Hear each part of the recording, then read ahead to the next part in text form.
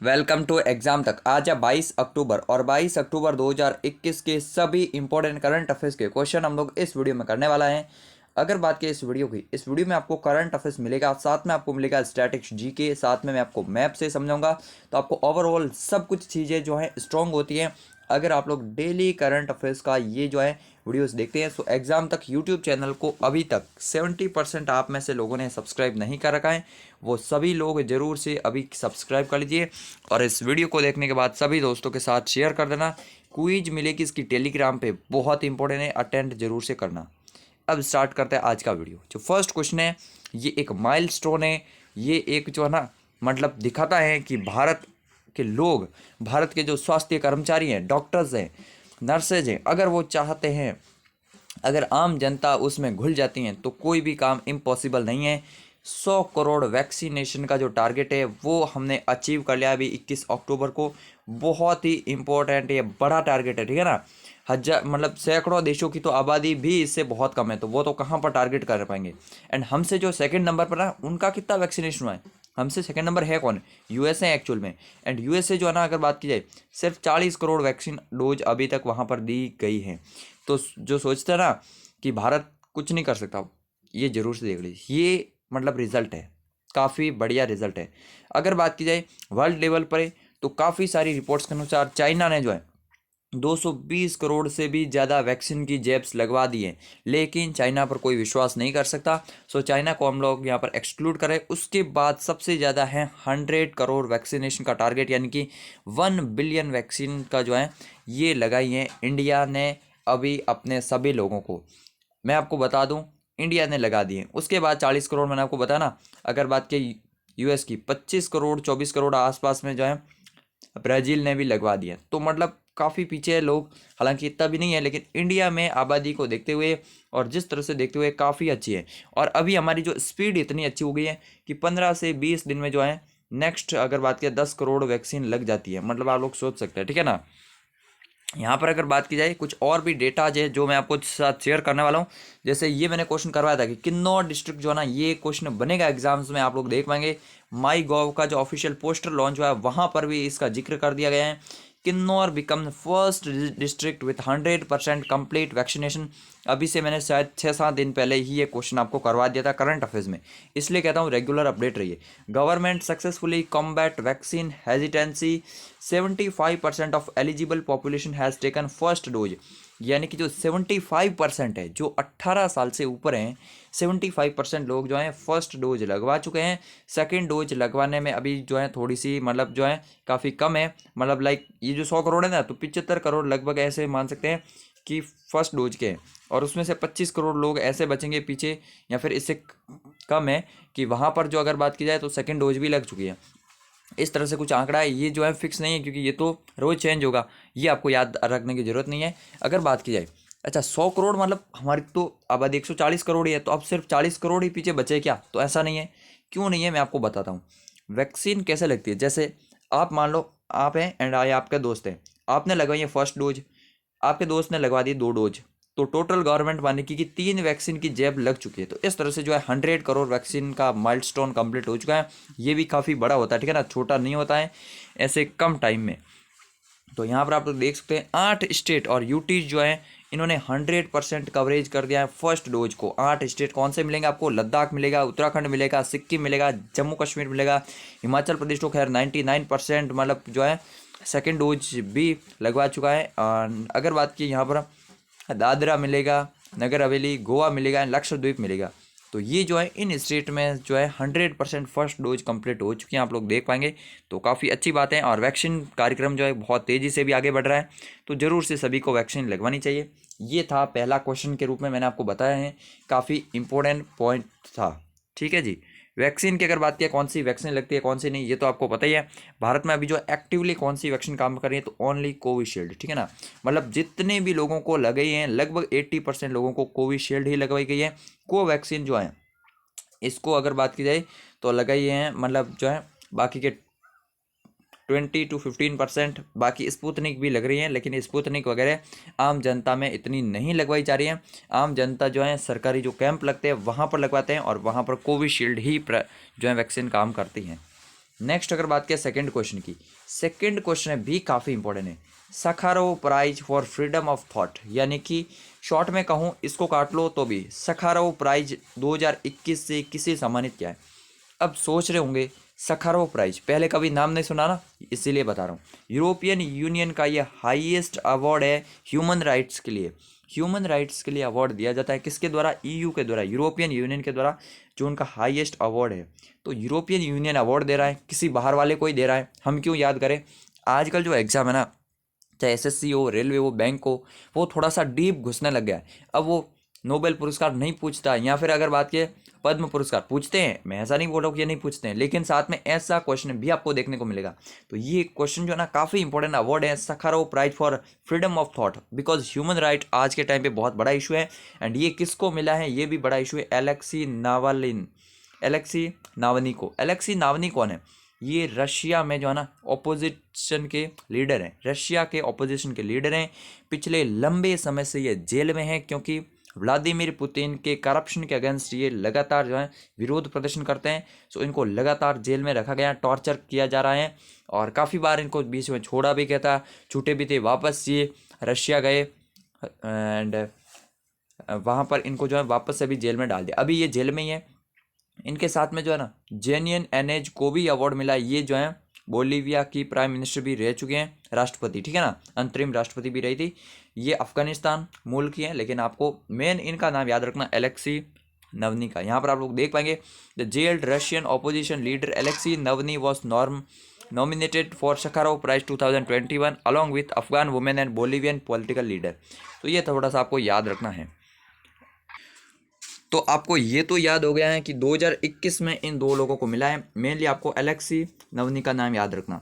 अच्छा, Nelson Mandela को भी मिल चुका है क्या? बिल्कुल मिल चुका है। और जब ये शुरू हुआ था ना, पहला अवार्ड नेल्सन मंडेला को ही दिया गया था। साथ में मलाला यूसुफजई, आंग सान सू की वगैरह काफ़ी सारे लोगों को जो है ये अवार्ड मिल चुका है।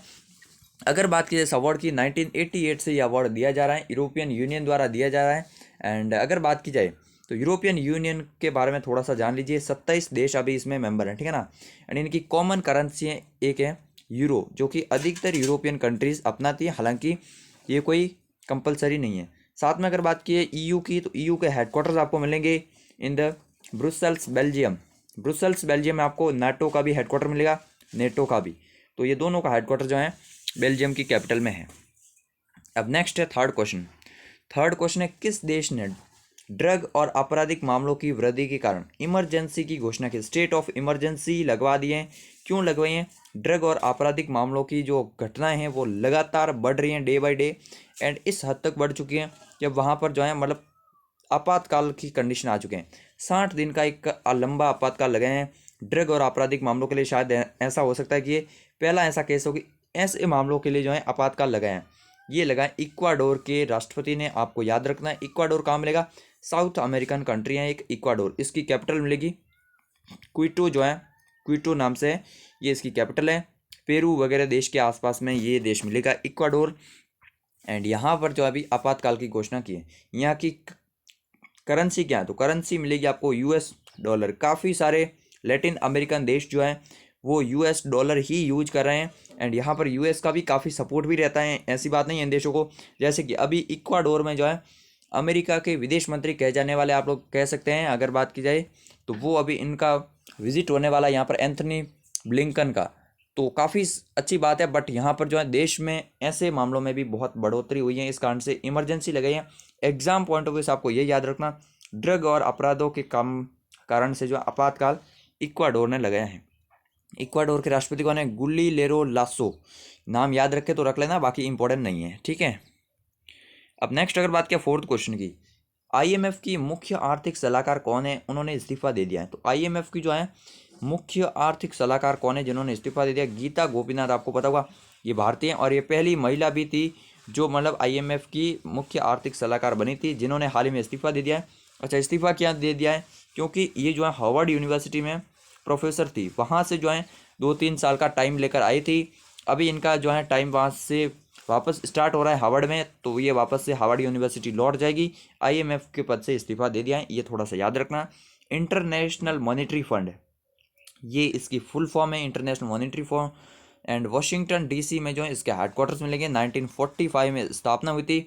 लोन वगैरह ये जो है देते रहते हैं आईएमएफ की अगर बात की जाए तो। गीता गोपीनाथ ये इन्होंने इस्तीफा दे दिया। अच्छा, इसके एमडी कौन है? क्रिस्टलिना जॉर्जिवा जो ना ये आईएमएफ की चीफ हैं प्रेजेंट टाइम में। डेविड मालपास ये हैं वर्ल्ड बैंक के। तो इन दोनों का नाम आपको याद रखना है। ये थी अगर बात की जाए गीता गोपीनाथ, जिन्होंने हाल ही में जो है इस्तीफा दे दिया है अपने पद से। नेक्स्ट है 5वां क्वेश्चन। हाल ही में जो किस देश के पहले अंतर्राष्ट्रीय टेस्ट मैच में कप्तानी करने वाले बंदुला वर्णपुरा का निधन हो गया? सो बंदुला वर्णपुरा का डेथ हो गई अभी हाल ही में। ये श्रीलंका के पहले टेस्ट कैप्टन थे। 1982 में एक्चुअल में इंग्लैंड के खिलाफ श्रीलंका ने पहला टेस्ट मैच खेला था और ये जो है उस समय इन्होंने कैप्टनसी की थी। हालांकि सिर्फ 3-4 टेस्ट मैच ही खेले श्रीलंका के लिए, 15 ओडीआई मैच खेले, लेकिन काफ़ी मतलब छोटा सा एक करियर था, लेकिन पहले थे इसीलिए थोड़ा सा पूछ सकते हैं। तो पहला बात तो इनका संबंध किस खेल से था? क्रिकेट से था। श्रीलंका के पहले टेस्ट मैच के कैप्टन थे 1982। याद रखने की भी जरूरत नहीं, याद रख सकते हैं तो भी कोई प्रॉब्लम नहीं है, ठीक है ना। ये थे अगर बात की जाए बंडुल्ला वर्णपुरा, जिनका हाल ही में डेथ हो गई। अगर बात की जाए श्रीलंका की कैपिटल क्या मिलेगी? श्री जयवर्धनपुरा कोट्टे एंड कोलंबो। साथ में अगर बात की जाए यहाँ के प्राइम मिनिस्टर कौन है? तो श्रीलंका के प्राइम मिनिस्टर प्रेजेंट टाइम में कौन है? महिंदा राजपक्षे। राष्ट्रपति कौन है? गोटाबाया राजपक्षे जो है ये श्रीलंका के राष्ट्रपति है। श्रीलंका रुपीज जो है ना ये यहाँ की करेंसी मिलेगी। साथ में अगर बात की जाए श्रीलंका की, तो श्रीलंका ने हाल ही में $500 मिलियन की जो है इंडिया से जो है लाइन ऑफ क्रेडिट मांगा है पेट्रोल डीजल खरीदने के लिए, LAC, ठीक है ना। एंड इसके अलावा अगर बात की जाए यहाँ पर, तो श्रीलंका और भारत की एक्सरसाइजेज याद रखनी है। मित्र शक्ति एक्सरसाइज जो है ना, मित्र शक्ति युद्धाभ्यास, तो ये श्रीलंका और भारत के साथ में होती है। एक होता है स्लीनेक्स, तो ये जो है 2 एक्सरसाइज श्रीलंका और भारत की याद रखना है, काफ़ी इंपॉर्टेंट है। अब नेक्स्ट है 6th क्वेश्चन। हाल ही में आरबीआई ने एक्सिस बैंक की एमडी एंड सीईओ का कार्यकाल 3 वर्ष के लिए बढ़ाया है, तो उनका नाम बताइए। एक्सिस बैंक के बारे में आपको बताना। एक्सिस बैंक की स्थापना हुई थी 1993 में। अहमदाबाद हेडक्वार्टर्स कहाँ मिलेंगे? In the Mumbai. So Mumbai में ही आपको अधिकतर बैंकों के हेडक्वार्टर्स मिलेंगे। तो एक्सिस बैंक के जो एमडी एंड सीईओ है ना वो पहले वाले ही है, उनका कार्यकाल अभी 3 साल और इंक्रीज कर लिया। सो इसलिए क्वेश्चन थोड़ा सा इंपॉर्टेंट बन जाता है। तो कौन है? अमिताभ चौधरी जो हैं ये एक्सिस बैंक के एमडी एंड सीईओ हैं, ये आपको याद रखना है, काफ़ी इंपॉर्टेंट है अमिताभ चौधरी का नाम। अच्छा, ये चारों जो हैं ये किसी न किसी बैंक के एमडी एंड सीईओ हैं। सो इन चारों के नाम याद रखना। अतुल कुमार गोयल यूको बैंक जो है ना ये हैं, एंड यूको बैंक के साथ साथ में ये भी इंडियन बैंकिंग एसोसिएशन के भी अध्यक्ष बने। सो इंडियन बैंकिंग एसोसिएशन के भी नए अध्यक्ष कौन है? अतुल कुमार गोयल है, इसलिए याद रखना है। फिर शांतिलाल जैन ये इंडियन बैंक के एमडी एंड सीईओ है। राजकिरण राय ये union bank of India UBI के जो है अध्यक्ष है, मतलब एमडी एंड सीईओ है। एंड अमिताभ चौधरी मैंने बता दिया एक्सिस बैंक के। इसके अलावा अगर बात की जाए यहाँ पर एचडीएफसी कौन है? शशिधर जगदीशन है। फिर एसबीआई के तो आपको पता ही है दिनेश कुमार खारा साहब हैं। एंड आरबीआई के गवर्नर कौन है? 25वें गवर्नर शक्तिकांत दास है आरबीआई के, ठीक है ना। नेक्स्ट अगर बात की 7वां क्वेश्चन जो है, एक सेकेंड, क्वेश्चन पूरा रिवील हो गया पहले। ये जो है मुझे एनिमेशन के साथ बाद में आना था बट पहले ही आ गया, कोई बात नहीं। 7वां क्वेश्चन कौन सा है? WMO की रिपोर्ट के अनुसार किस महाद्वीप के सभी ग्लेशियर बहुत जल्दी पिघल जाएंगे? तो अभी एक रिपोर्ट रिलीज हुआ है, ये रिपोर्ट काफ़ी इंपॉर्टेंट है। WMO यानी कि वर्ल्ड मेट्रोलॉजिकल ऑर्गेनाइजेशन, इसके अगर बात की जाए इसने रिपोर्ट जारी की है क्लाइमेट चेंज पर, और उस रिपोर्ट के अनुसार 2040 तक जो है ना क्लाइमेट चेंज का इतना असर होगा कि अफ्रीका में ग्लेशियर आपको बहुत कम मिलेंगे। जितने भी मिलेंगे वो ग्लेशियर सभी मेल्ट कर जाएंगे, पिघल जाएंगे। वहाँ पर जो है क्लाइमेट चेंज का बहुत ज़्यादा, क्या सबसे ज़्यादा असर जो है अफ्रीका में दिखने वाला है आपको, ठीक है ना। अफ्रीका में अभी भी जो है धरती का तापमान सबसे ज़्यादा तेज़ी से बढ़ रहा है, तो ये आपको याद रखना है। अफ्रीका पर ये रिपोर्ट जारी की है। अभी मैं थोड़ा सा इसका हेडलाइन आपको दिखा लेता हूँ।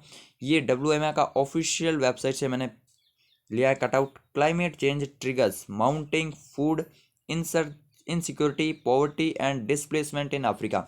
तो ये जो है ना अगर बात की अफ्रीका के 1.3 बिलियन लोग यानी कि 130 करोड़ जितने इंडिया में हैं, उतने लोग अफ्रीका के सभी देशों को मिलाकर जो हैं उनको पॉवर्टी डिस्प्लेसमेंट करना पड़ेगा अपनी जगहों से, क्योंकि वहाँ पर खाने की इनसिक्योरिटी होगी, पानी की कमी होगी बहुत ज़्यादा। आपको पता होगा साउथ अफ्रीका की कैपिटल है केप टाउन, वहाँ पर कितनी पिछले साल पानी की कमी आई थी।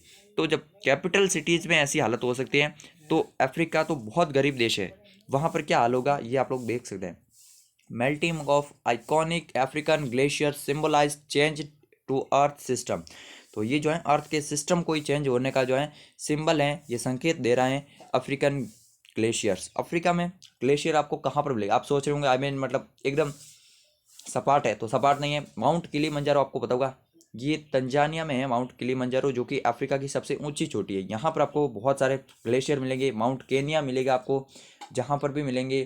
साथ में जो है बहुत सारे और भी है, वहाँ पर आपको जो है ग्लेशियर्स वगैरह मिलेंगे, लेकिन उन पर भी खतरा बहुत ज़्यादा है।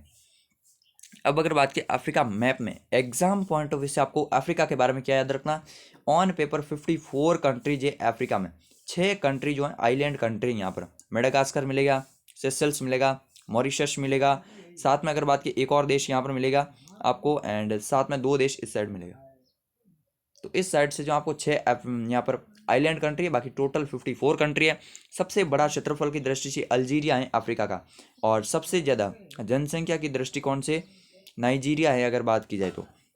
इसके अलावा अगर बात की अफ्रीका की, तो अफ्रीका में आपको जो है मैप में क्या याद रखना, इस तरफ मिलेगा अटलांटिक ओशियन, ठीक है, और इस तरफ मिलेगा इंडियन ओशियन। साथ में अगर बात की जाए, अफ्रीका एकमात्र ऐसा महाद्वीप है जहाँ से तीनों रेखाएं गुजरती है। कौन सी तीनों रेखाएं?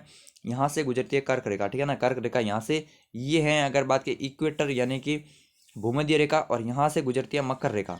तो भारत से जो कर्क रेखा गुजरती है वो भी अफ्रीका से गुजरती है, साथ में भूमध्य रेखा भी, और ये भी गुजरती है। ये 23.5 नॉर्थ में है, ये 23.5 जो है मतलब साउथ में है, और ये 0 डिग्री पे है। तो ये थोड़ा सा आपको याद रखना, अफ्रीका एकमात्र ऐसा देश है। अब साथ में अफ्रीका अगर बात की जाए, जल संधि थोड़ी सी ये इंपॉर्टेंट हो जाती है।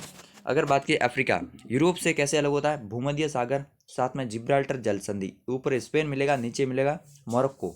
तो इन दोनों देशों के बीच में ये जिब्राल्टर जल संधि, ये थोड़ा सा याद रखना है।